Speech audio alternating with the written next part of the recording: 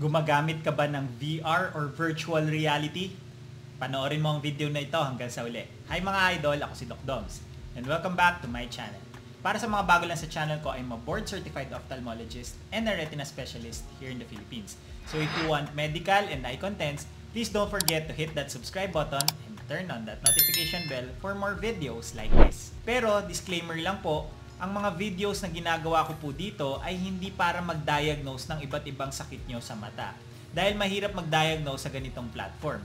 Bagkos, ito ay para mas maintindihan nyo ang mga iba't ibang sakit nyo sa mata na na-diagnose na sa inyo.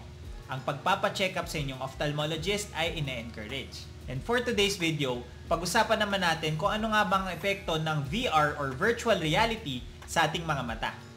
Tara, let's discuss. Napakabilis ng innovation or pag-unlad ng technology sa panahon ngayon.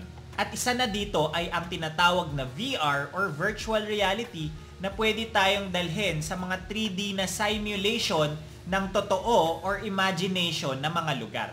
Tulad ng mga underwater, outer space, at kung ano-ano pang hindi mo inaakalang pwedeng mapuntahan.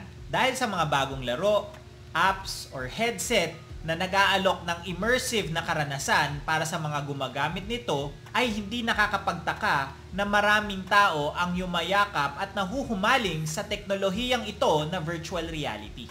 Ngunit ano nga ba ang epekto ng VR sa ating mga mata? Bagaman bago pa lamang ang teknolohiyang ito at wala pa masyadong mahabang pag-aaral dito, pero meron na tayong mga bagay na alam na. Pero bago ang lahat, paano nga ba gumagana ang VR headset? Ang VR headset ay sinusuot sa ating mga ulo at ating mga mata na nagke-create ng life-size na 3D simulation ng virtual na kapaligiran na walang limit or walang limit sa screen o kaya ito ay 360 degrees. Ginagaya nito kung paano gumagana ang ating mga mata sa pamamagitan ng pagpapakita ng magkaibang image sa bawat mata. Kaya nagkakaroon nito ng parang lalim or layo or tinatawag na depth perception. Gumagamit ang headset na ito ng dalawang feed na pinapadala sa isang display or dalawang LCD display, isa para sa bawat mata. Meron din itong mga lente na nilagay sa pagitan ng iyong mga mata at ng mga pixels. So ang lente na ito ang nagfo-focus at nagbubuo ng imahe na nakikita sa bawat mata at nagke-create ng stereoscopic or parang 3D na image. Nagbibigay din ang mga VR headset na ito ng napakalawak na field of view upang maglikha na rin ng napakalalim na immersion. Bukod pa dito ay gumagamit din ang mga ito ng tinatawag na head tracking na nag-a-adjust ng larawan sa harap mo pag titingin ka sa taas, baba, or sa paligid. Pero ang tanong, safe nga ba itong gamitin para sa mga bata? Bagaman again wala pang matagal na pag-aaral about sa mga VR headset na ito, ay naniniwala pa rin ang mga ophthalmologists na wala pang itong masamang magiging epekto sa paggana ng ating mga mata. Although merong mga potential na pwedeng maging side effects ito dahil nagsisimula pa lang nagde-develop ang mata ng mga bata.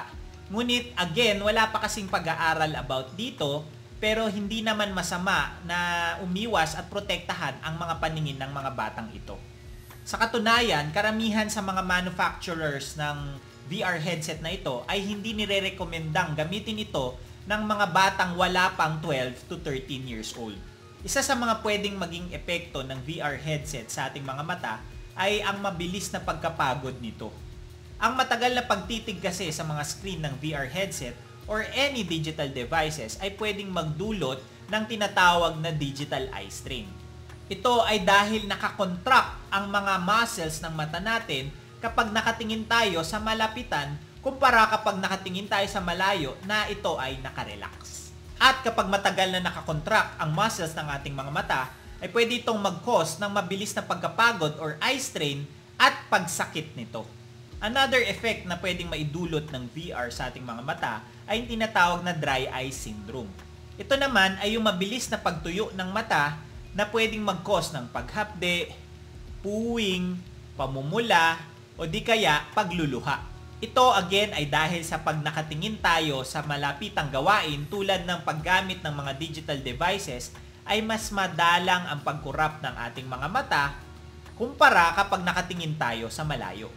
At kung hindi masyadong kumukurap ang iyong mga mata, ay talagang magkukos ito ng mabilis na pagtuyo at pagkapagod nito.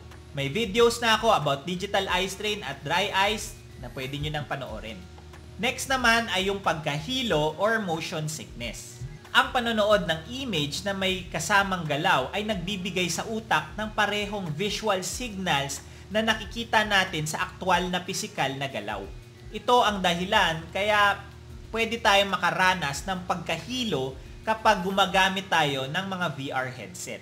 Lalo na kung ikaw ay mabilis mahilo sa mga roller coaster o kaya yung mga gumagalaw na maliliit na bangka, ay pwede ka rin makaranas ng tinatawag na virtual motion sickness. Pwede rin itong mag-cause ng pagsuka or feeling na nasusuka kasama nung pagkahilo.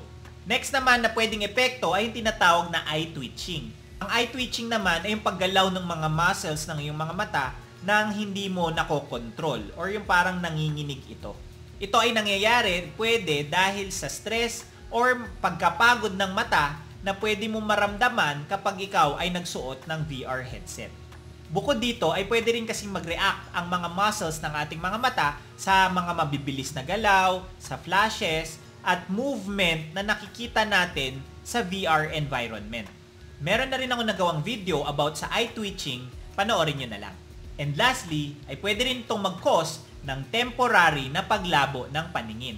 Take note, panandali ang paglabo lamang ha, na pwedeng dahil sa matagal na pagbabad at mabilis na pagkapagod ng ating mga mata. Isa rin ito sa pwedeng epekto talaga ng digital eye strain. Again, temporary lamang ang paglabo ng paningin at dapat bumalik ito sa dati nitong linaw kapag ikaw ay nakapagpahinga na. Dok, paano nga ba mapoprotektahan ng ating mga mata mula sa mga epektong pwedeng maging dulot ng mga VR headset? Una ay pwede nyo i-adjust ang brightness ng inyong mga VR headset. Dahil ang masyadong masilaw na ilaw ay pwedeng mag-cause ng mas mabilis na pagkapagod nito at hirap na pag-focus. Pangalawa ay sundan ang tinatawag na 20-20-20 rule, na kada 20 minutes na pagbabad sa VR headset ay magpahinga ng at least mga 20 seconds at tumingin kayo mga 20 feet away para ma-relax ang inyong mga mata. Habang ginagawa ang pagpapahinga na ito, ay kumurap-kurap na rin ng madalas para naman maiwasan ang mabilis na pagtuyo nito. Kung ikaw naman ay may grado sa mata at nagsusuot ng salamin, importante din na suot mo ang salamin mo kapag ikaw ay gumagamit ng VR headset nang sa ganon ay hindi mahihirapan ang iyong mga mata sa pag-focus at paningin nito. And lastly, siguraduhin na regularly kayo nagpapacheck sa inyong mga ophthalmologist para maiwasan ang mga epektong pwedeng dulot ng VR headset. Ang paggamit ng VR headset sa panahong ito ay wala pa namang na document or pag-aaral na ito ay nakakasira sa ating mga mata. Ngunit hindi naman kawalan kung tayo ay iiwas sa pagbabad dito at sundin yung mga tips na nasabi ko. And that's it for today's video. Ngayon, alam mo na yung mga pwedeng epekto ng VR headset sa ating mga mata. Please don't forget to like, comment kung may mga questions or suggestions kayong topics, subscribe, and hit that notification bell for more medical and eye contents. Ngayon, mas may alam ka na. Ako po si Doc Doms. See you on my next video.